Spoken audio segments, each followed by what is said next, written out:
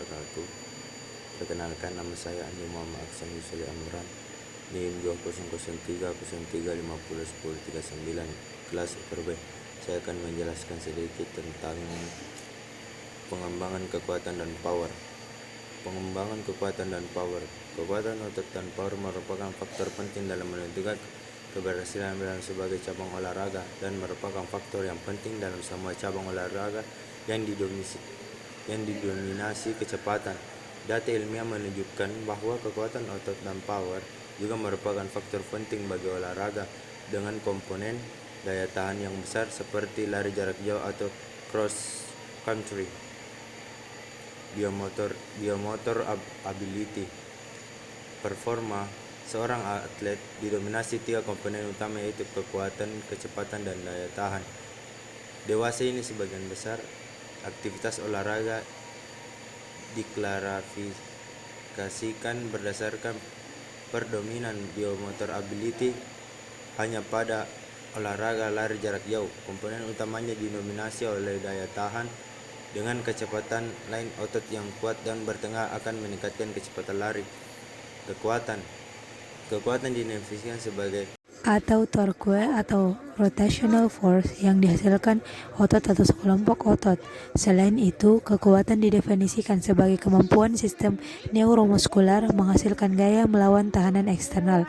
Oleh karena itu, latihan resistensi dapat memperbaiki sistem neuromuskular dengan cara meningkatkan kemampuan atlet untuk menghasilkan tenaga sehingga meningkatkan performance.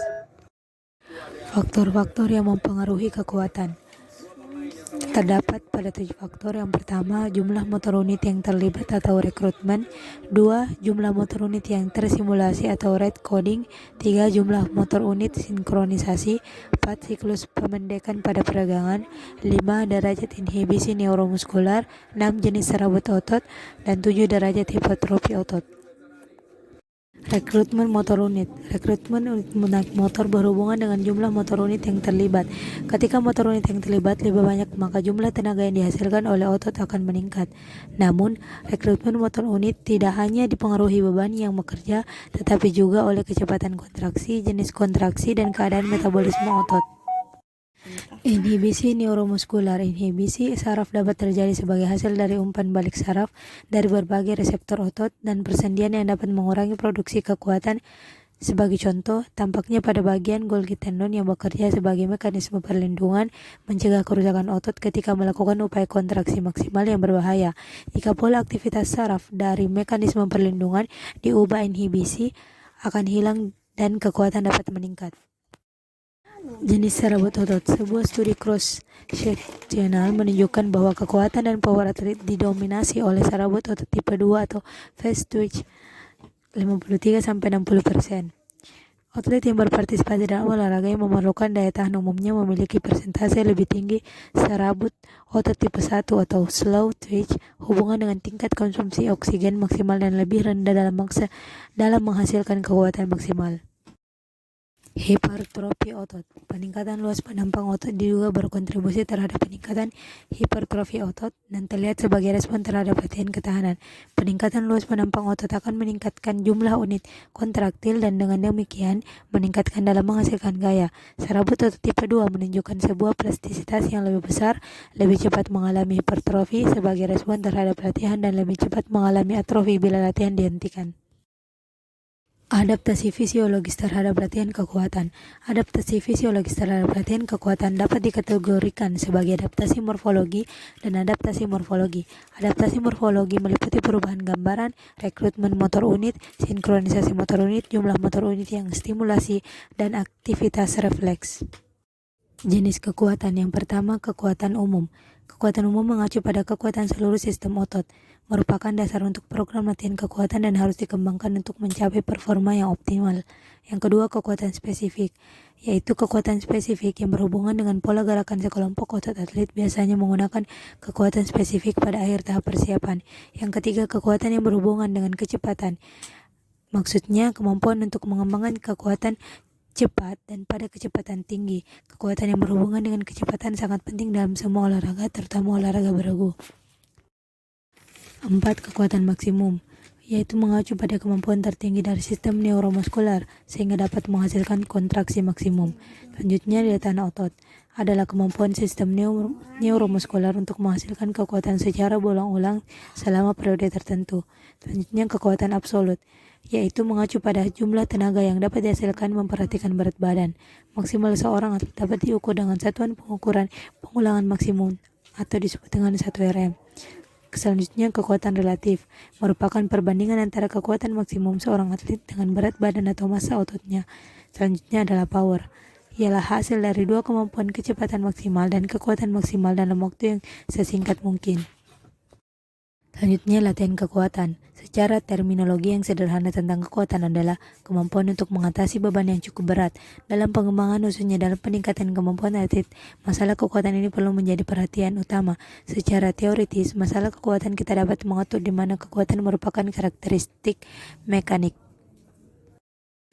Fisiologi dalam latihan kekuatan. Kekuatan adalah suatu kemampuan neuromuskular untuk mengatasi beban dari luar maupun beban dari dalam. Kekuatan maksimum dari atlet yang dihasilkan tergantung dari karakteristik diamekanikal dari suatu gerakan, yaitu mengangkat otot atau sekelompok otot yang dominan. Berikut adalah faktor-faktor yang berpengaruh dalam pertumbuhan atau pembesaran otot akibat dari latihan kekuatan. Yang pertama adalah jumlah myofibril atau serabut otot. Yang kedua, kepadatan kapiler dari serabut otot. Yang ketiga, meningkatnya protein. Dan yang keempat, jumlah total serabut otot. Tipe kontraksi otot. Yang pertama, kontraksi isotonik, yaitu tahanan dalam otot tetap, otot memendek. Misalnya, seorang mengangkat dumbbell yang relatif ringan.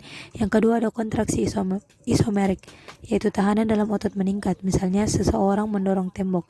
Yang ketiga, kontraksi isokinetik eksentrik, yaitu otot memanjang, tahanan dalam otot meningkat. Yang keempat, kontraksi isokinetik konsentrik, otot memendek, tahanan dalam otot meningkat. Kekuatan dari gaya gravitasi. Atlet menggunakan kekuatan melawan beban dari gaya gravitasi bumi. Latihan isotonik yang memanfaatkan gaya gravitasi meskipun sepenuhnya benar karena isotonik tidak sama dengan tegangan otot. Latihan kekuatan dengan cara gerakan dinamis melawan gerakan statis atau isometrik mendapatkan kekuatan dengan cara melawan dan membuat otot berkembang cepat tanpa mengubah panjangnya. Selanjutnya, rangsangan listrik. Rangsangan listrik tidak hanya untuk kekuatan namun juga untuk daya tahan otot. IOB mengemukakan bahwa menggunakan suatu frekuensi dari rangsangan 3 kali lebih tinggi dibandingkan dengan frekuensi fisiologis. Mereka mengemukakan peningkatan kekuatan 31% lebih tinggi. Metodologi latihan kekuatan. Beban yang digunakan untuk latihan kekuatan biasanya berasal dari beban internal dan bisa juga beban eksternal, seperti beban badan yang bersangkutan, contohnya push up dan lain-lain. Peluru bola medicine, contohnya mengangkat dan melempar, tali elastis, dumbbells, barbells, dan kontraksi isometrik. Parameter yang relevan untuk metode latihan kekuatan. Dalam pengembangan program kekuatan harus mempertimbangkan beberapa parameter. Yang pertama, umur dan tingkat penampilan. Yang kedua, kebutuhan masing-masing cabang olahraga. Yang ketiga, memperhatikan tahapan latihan. Dan yang keempat, beban atau dosis latihan. Intensitas latihan atau beban latihan berhubungan dengan jumlah berat beban atau besarnya resistensi yang digunakan. Intensitas latihan dapat dihitung dengan membagi volume beban dengan jumlah pengulangan. Metode latihan pengulangan sampai gagal hanya memperlihatkan sedikit pengembangan kekuatan dibandingkan dengan cara lain. Pengulangan. Jumlah pengulangan yang dapat dilakukan biasanya tergantung dengan beban yang digunakan. Semakin tinggi beban, makin rendah jumlah pengulangan yang dapat dilakukan. Namun sulit untuk membuat definisi antara persentase dari IRM dan jumlah pengulangan karena tampaknya bahwa satu latihan massa otot dan gender dan jenis latihan dapat mengubah jumlah pengulangan pada beban yang diberikan. Exercise. Order of exercise dalam program latihan kekuatan secara signifikan dapat mempengaruhi efektivitas sesi latihan. Latihan yang melibatkan kelompok otot besar, latihan yang melibatkan banyak sendi harus dilakukan pada awal sesi pelatihan, karena latihan-latihan ini merupakan dasar untuk pengembangan kekuatan dan frekuensi latihan. Frekuensi latihan biasanya diukur dengan jumlah kali latihan per minggu yang melibatkan kelompok otot tertentu atau seberapa sering atlet berlatih dengan melibatkan seluruh tubuh. Semakin besar frekuensi latihan, maka semakin besar pula perolehan kekuatan. Jumlah set. Jumlah pengulangan dalam satu latihan yang diikuti istirahat interval. Terdapat hubungan terbalik antara kebutuhan latihan atau jumlah repetisi dengan jumlah set. Istirahat selama interval. Panjang pendeknya waktu selama interval tergantung dari jenis kekuatan yang diinginkan. Untuk latihan daya tahan otot, waktu intervalnya lebih pendek, yakni antara 1-2 menit. Rumusnya, makin tinggi intensitas untuk lamanya rangsangan, maka makin panjang istirahat yang diberikan. Volume latihan adalah lamanya dan ulangan semua beban latihan pada satu unit latihan, atau bisa juga dikatakan bahwa volume adalah jumlah keseluruhan beban yang digunakan untuk latihan kekuatan. Latihan kekuatan boleh berlangsung 1-2 jam per latihan, tergantung kebutuhan masing-masing cabang olahraga. Sekian dan terima kasih. Wassalamualaikum warahmatullahi wabarakatuh.